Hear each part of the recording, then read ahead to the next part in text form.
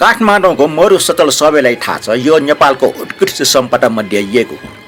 यसको ऐतिहासिक र सांस्कृतिक महत्त्व बेग्लै छन्।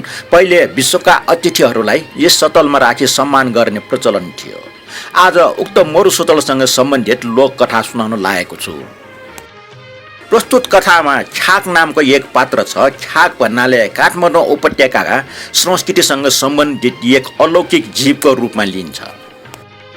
उपत्यका बाहिरको मानिसले भन्ने गर्छन् नेवारहरूको घरमा ख्याक हुन्छन्। यो ख्याक के हो, यसको रूप रङ कस्तो हुन्छ भन्ने जिज्ञासा उठ्नु स्वाभाविक हो। ख्याक भन्नाले काल्पनिक पात्र हो। यो कालो वर्ण र सेतो वर्णको हुन्छन्। कालो वर्णको ख्याक थत्योली स्वभावको भएर मान्छेलाई तर्साउने गर्छन्। सेतो वर्णको ख्याक लक्षणयुक्त हुन्छ भन्छन्, तर दुवैले घरको रक्षा गर्छ भन्ने पनि छ। ख्याकको जिउभरि कालो अथवा सेतो फुत्लाले ढाकेको हुन्छ। उसले हरदम आफ्नो रक्त रङ्गको जिब्रो निकालिएको हुन्छ। अब यही ख्याक पात्र भएको कथा सुन्नुहोस्। कथाको शीर्षक छ भाग्यको खेल। कथा यसरी सुरु हुन्छ।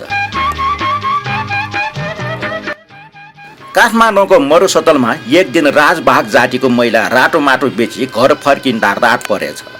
रातमा आइमा एक्लै हिँड्नुभन्दा कतै फलेचामा बास बस्ने विचार गरियो। यताउता हेर्दा अलि पर मरुसतल देखेछ। उक्त मरुसतलमा बास बसी भोलि बिहान सबैले घर जाने विचार गरिन्। उसले आफू खान 4वटा पिठोको रोटी पटुकामा बाँधेर ल्याएको थियो। 2वटा रोटी खाई 2वटा भोलिको लागि भनेर सिरानी मुनि राखेर सुतेछ। दिनभरिको हिँडाइले गर्दा आइमाईलाई बेस्री निन्द्रा लागेछ। पल्टना साथ निराइहाल्यो। रात परेपछि त्यहाँ एउटा ख्याक आएछ। ख्याकले त्यस आइमाईको घाँटीमा झुन्डिएको 3वटा गलगाँठ देखेछन्। आइमाईले सास फेर्दा उक्त गलगाँठ तलमाथि सर्दो रहेछ। ख्याकलाई हेर्दा हेर्दै रमाइलो लाग्यो। ख्याकलाई त्यो गलगाँठको रहर भयो। यो कस्तो गहना रहेछ भनेर आफूले पनि लगाउन पाए हुन्थ्यो जस्तो भयो। उसले 3वटा गलगाँठ झिकेर आफ्नो घाँटीमा झुन्ड्यायो। हेर्नासाथ कस्तो सुहाए जस्तो लाग्यो। ख्याकले आइमाईको सिरानी मुनिको 2वटा पिठोको रोटी पनि देखेछ। यो के हो भनेर हातमा लिएर हेऱ्यो। के होला भनेर टोक्यो। मिठो लाग्यो। ओहो कस्तो मिठो रहेछ भनेर ख्याकले 2टै रोटी खाएर त्यसको ठाउँमा 2वटा सुनको रोटी राखेर आफू आफ्नो बाटो लाग्यो।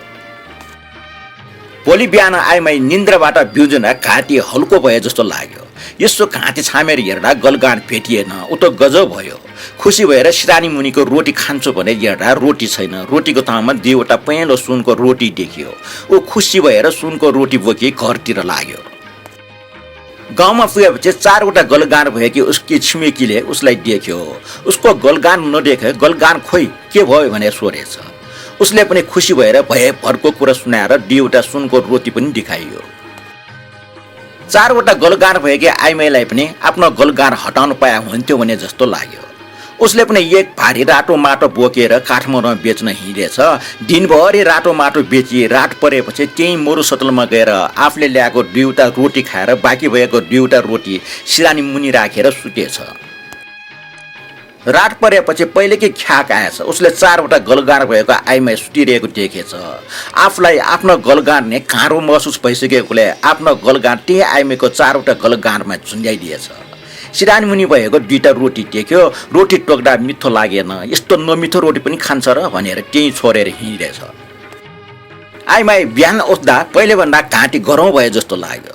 छामेर हेर्दा 4वटाको ठाउँमा 3वटा थपेर 7वटा गलगाँठ भएछन्। भएको गलगाँठ हटाउने रहरले गर्दा झन् 4वटा थपेछ भनेर दुःखी हुँदै गाउँ फर्किन्। निन्याउरो मुख लाएर आफ्नो भाग्यमा लेखेको मात्र हुने देखेको नपाउने रहेछ भनेर चित्त बुझाएर हिँड्यो। कथा यहीँ सक्यो। कथा कस्तो लाग्यो केही भन्नु छ भने कमेन्टमा लेख्नु होला।